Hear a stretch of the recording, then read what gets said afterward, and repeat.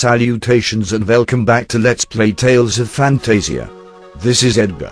In the previous installment, Totus took a load of spooge to the face and is now waking up in unfamiliar territory. As it turns out, he's not that far from his obliterated home whatsoever.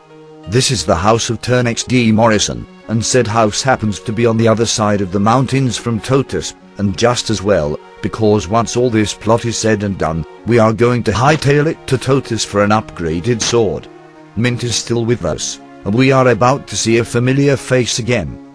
Never mind all that shit though, look at Totus's hair. Fucking pink. What a manly motherfucker that guy must be, rocking it on his dome. Guy has balls in spades. Anyway, boys and girls, let's step into the front yard of this rather swank looking house to meet that familiar face. There will be a merchant in the foyer soon, and we will be buying something from them. Shittiest assassination attempt ever. Obviously, it's not an assassin, it's simply our old friend Chester, back from burying the dead and having his revenge and shit. If you're wondering what transpired in Totus when he was hiding behind the tree, I like to think that Chester beat them all up with his bow. And I don't mean shot them, I mean thumped them a lovely shade of blue and purple and black. Unfortunately, the truth is a bit less impressive and or inspiring. Totus, ever the party pooper, basically dragged Chester off kicking and screaming because he's a massive spoil sport. At this point it is revealed that Totus knew your parents. Wonder if he had a hand in my delightfully rubbish name. Totus actually knows a lot more than he is letting on, and he will be directly responsible for a huge part of the plot, but we will cover that when we get to it. At any rate, in this scene Totus is a total gold digger. He's like the man in black armor and only interested in Totus for the necklace. Pity we haven't got that shit anymore since it was taken from us. Totus is about to lose his fudge. He inquires as to the necklace's current location, and when Totus has to tell him that it was stolen by the man in black armor, let's just say somebody is not a happy camper.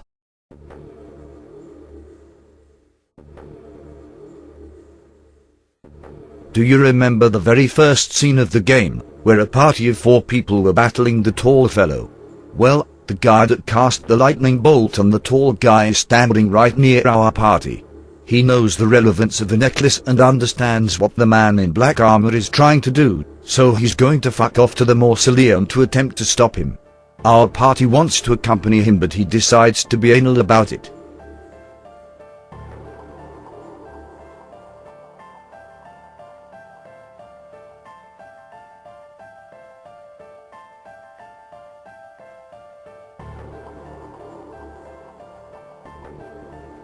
Cheap shot, I say.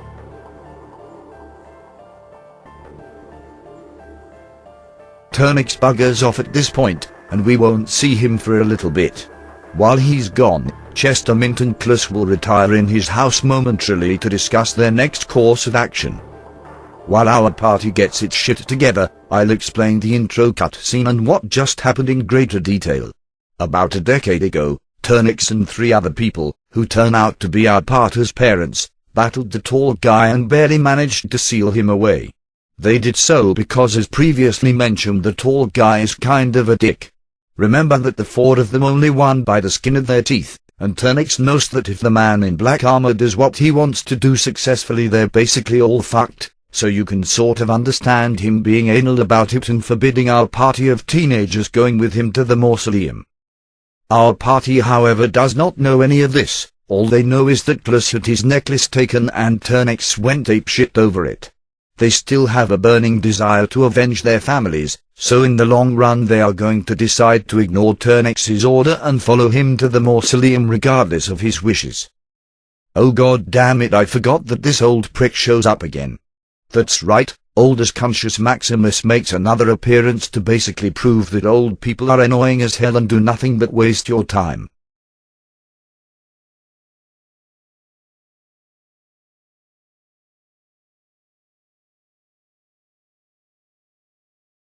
He does actually let slip with a tidbit of information that the party did not know, that being that Totus is a wizard. That's about all he has to say on that subject though, because he will immediately begin to ogle Mint after saying so. Never mind that shit though, he gives us our next plot-related destination. A cave to the east of this house, which the mausoleum happens to be underneath. Cliss will finally get his shit together, much to the enjoyment of Chester, and they will decide to head there, meeting up with oldest Conscious Maximus in the cave leading to the mausoleum.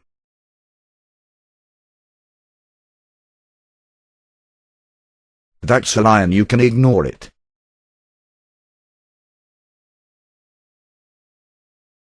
You stupid old coot, there's no exit down that way. Do you remember the earring Cliss used to bust out of his prison cell? Turns out he's managed to lose the damn thing. He doesn't bother mentioning it to the party, deciding it's not really that important.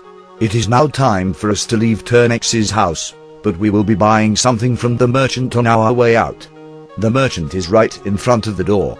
They seem to be looking for Turnix, but he's buggered off, so forget him and sell me what I want, you prick. From this merchant you can feel free to buy a pair of gloves for Cliss as well as an upgraded shield. You might be tempted to buy chain mails for Cliss and Chester, but I'd suggest you not bother. You will get some for free in the mausoleum. The other thing you would want here is a pair of jet boots. Jet boots are an accessory that will see excessive use when not in combat situations. Let's go ahead and equip everything we just bought on Cliss, but remember that jet boots can serve their function when placed on absolutely any party member. They will double your walking speed as long as you are holding down the cancel button. I will go outside and demonstrate their effect. Vroom vroom, boys and girls. It's the same speed we had when the village alarm was going off. Anyway, before you leave, grab the chest hidden by this tree for a heavy stone. It's another accessory, but don't bother equipping it, we won't need it for ages. Now, we can head east to the cave to advance the plot, but now that we have completed the jailbreak segment of the plot, there is a nice shiny sword up for grabs in Totus that is significantly better than what we have, so that's where we're going to go first. You will of course run into random battles on your trip back to Totus, but now that your party basically consists of a tank, a ranged DPS and a heal bot, you shouldn't run into any significant problems unless something goes horribly wrong. And considering bees, owls and bugbears are all you will need to contend with, it should be a relatively easygoing expedition. Once you reach Totus, head on into the destroyed village. Our destination in Totus is Cliss's house. If you've managed to forget its location, it can be found at the northwest end of the village. Head on inside and take the staircase immediately in front of you. That will take you upstairs and you can see your prize off to the right hand side straight away.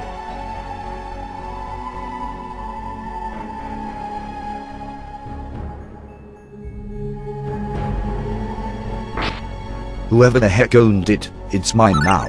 Equip the Night Saber as soon as you collect it. It has slightly less stab than your rapier, but it has slice in spades. Okay, there is nothing else for us here in Totus, so we are leaving and heading back around the mountain the same way. We have a cave, and subsequently a mausoleum to visit, don't you know? Remember, you can zip around towns using your jet boots, but unfortunately they do not function on the world map. Bit of a shame, as it would have sped this trip up significantly. Oh well, it's not even a very long trip anyway. Double back around the mountain until you reach Turnix's house and then simply continue on your merry way to the east.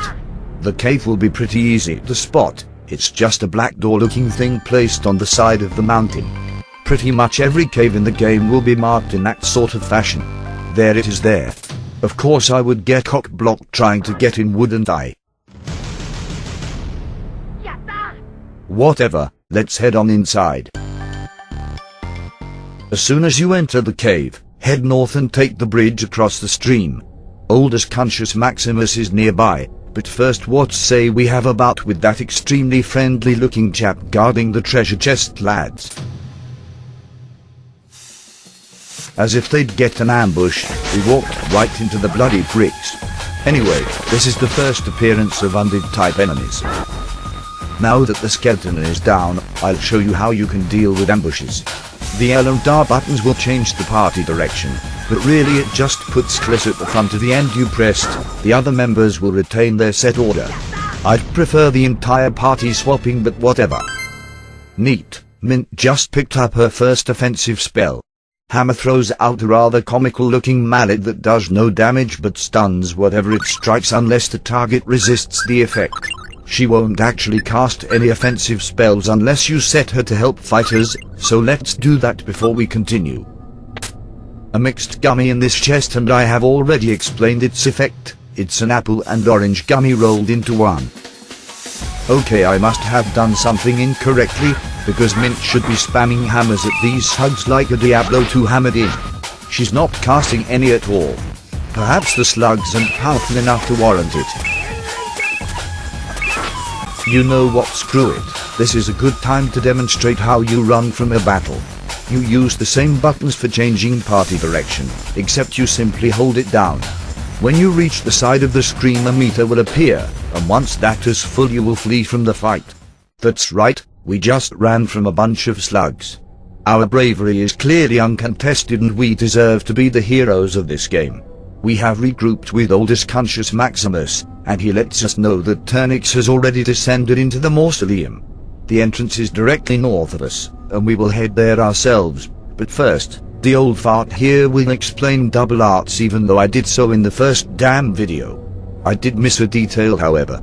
As Class levels up he will gain short range and long range arts, but to get your grubby mitts on double arts you either have to talk to certain people or buy them from other people. The old prick here will give us our very first one for free, but we won't be able to use it until we master Scion Bolt and Dual Kick, so it's still a ways off. Unless my memory fails me, I have already explained that to master an ability you are required to use it exactly 100 times. Obviously I could sit on my ass and farm the masteries up, but I will not subject you viewers to such tripe. We will do things the boss way and get them when we get them. At any rate, Scion Kick is now ours and will be usable when we have mastered the appropriate arts. Of course the game is reasonable about this, and if you go into the menu to try to equip it, it will be grayed out and unusable, but it will tell you the required arts as well as your currently learned percentage of them. As you can see, we still have 71 users of Scion Bolt and 61 users of Dual Kick before we can use this double art. Sounds daunting, I know, but fear not, there are plenty of places in the game that are good for grinding them up, not that I will be doing that.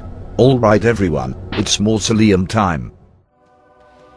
Is it just me, or was there a really sudden change in scenery? We just went from a cave to what looks like a castle dungeon. Be on your guard in here, there are plenty of undead around waiting to ruin your day. There are rats down here too, but pay no attention to them, they're just part of the scenery and will not fight you or steal your stuff or anything of the sort. This long hallway has several rooms, each one containing a sarcophagus.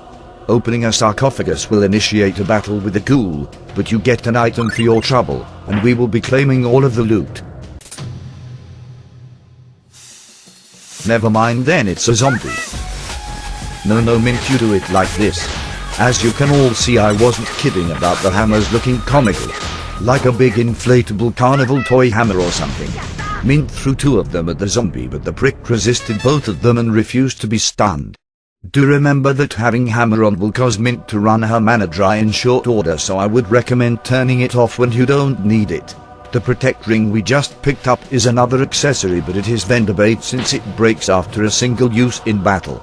Let's bust the next sarcophagus open. We have more treasure to claim because we are grave robbers and shit. That's more like it. Mint's ridiculous hammer stunned the zombie and made him easy pickings. Good thing too, he was getting a little too close for comfort. We receive a spy lens. A spy lens is an item you can only use in battle that will reveal enemy health and mana for a fleeting moment. They only vendor for 5 gold, so by all means hang on to them. Now, this big obvious door marks the halfway point of the mausoleum, but we cannot enter it yet for it is sealed. We will need a specific item to be able to get in there. At any rate, let's resume our grave robbing. Bring it on, you zombie fuck.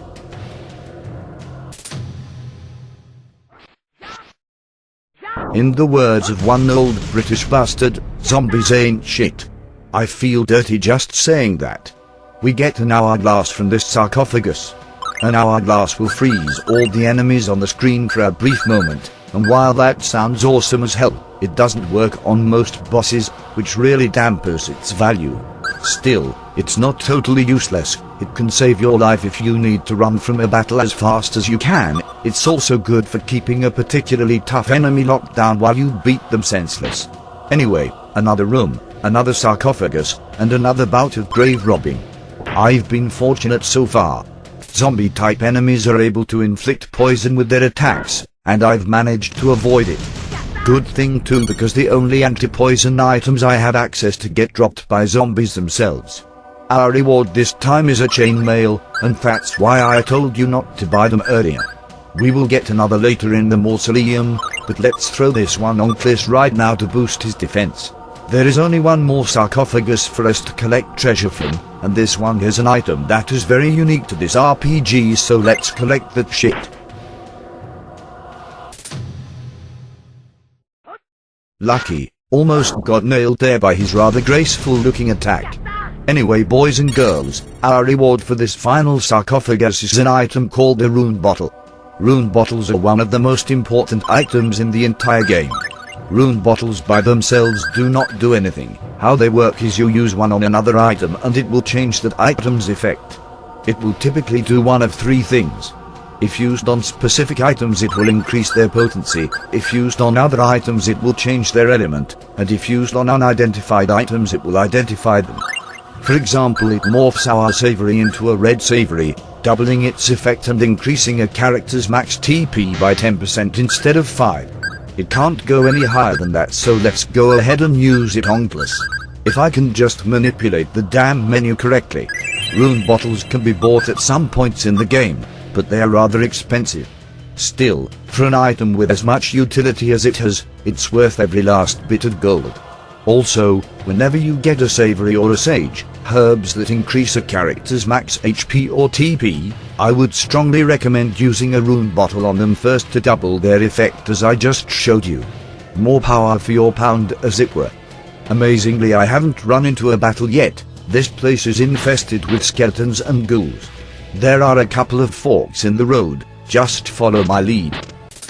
About bloody time, I was starting to think my game was bugged.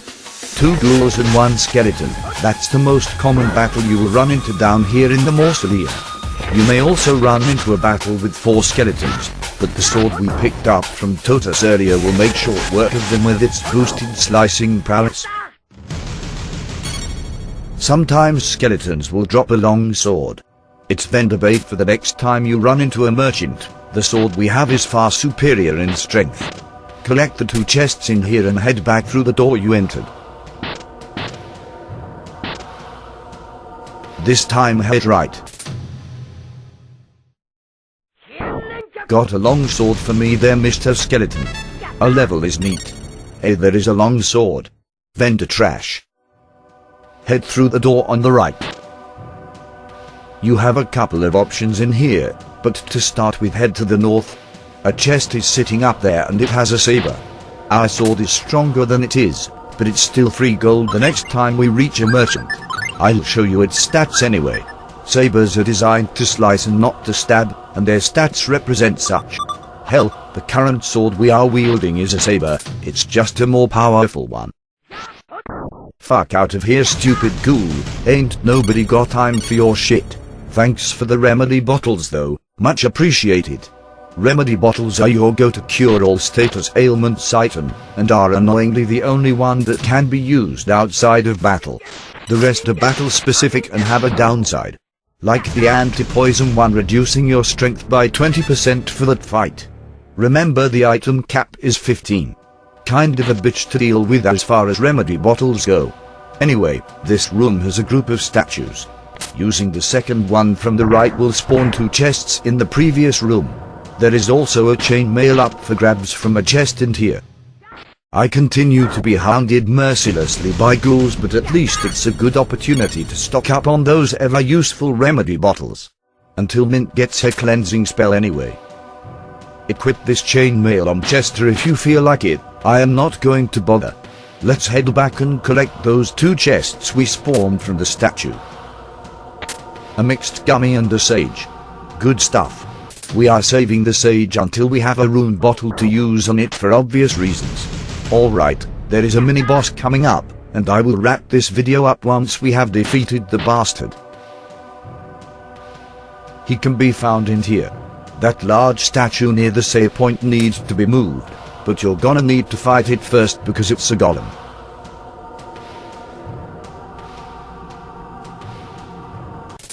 As a golem, he's pretty resistant to your attacks, but he suffers from a huge problem. His only attack is an uppercut, and your stab outranges it. You can stand there stabbing away and you will win very easily. Okay, who the hell divided by 0?